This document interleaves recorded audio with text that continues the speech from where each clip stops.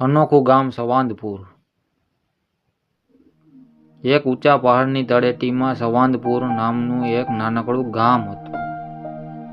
આ ગામમાં દુનિયાના બીજા ગામો કરતા સાવ અલગ હતું.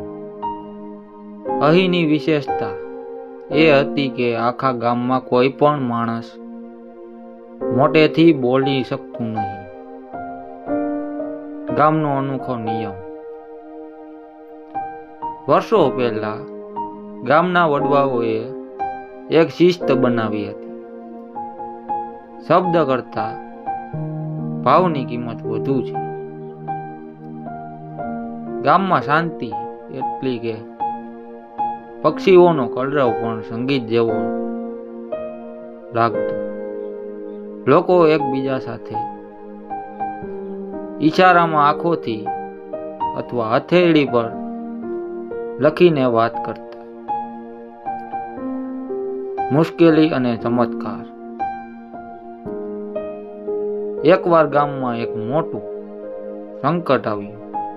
ગામની બાજુમાં આવેલી નદીમાં પૂર આવવાની શક્યતા હતી.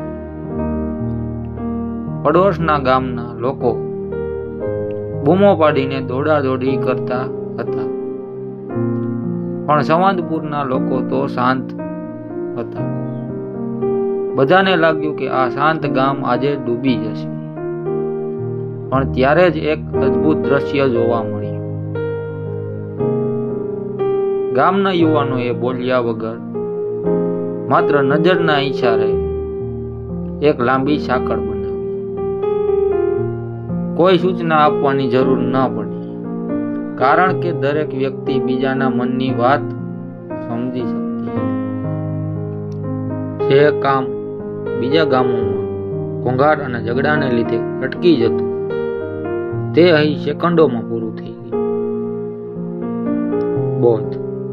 જ્યારે પૂર ઉતરી ગયું ત્યારે આજુબાજુના ગામના લોકો પૂછવા આવ્યા, તમે એક પણ શબ્દ બોલ્યા વગર આટલું મોટું કામ કેવી રીતે કર્યું? ત્યારે ગામના મુખીએ જમીન પર લખ્યું, જ્યારે જીભ શાંત હોય છે ત્યારે હૃદય અને મગજ વધુ સક્રિય બને છે.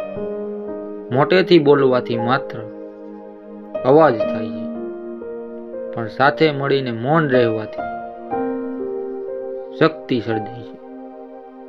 આ વાર્તા આપણને શીખવે છે કે જીવનમાં સંવાદ માત્ર શબ્દોથી જ નથી થતો,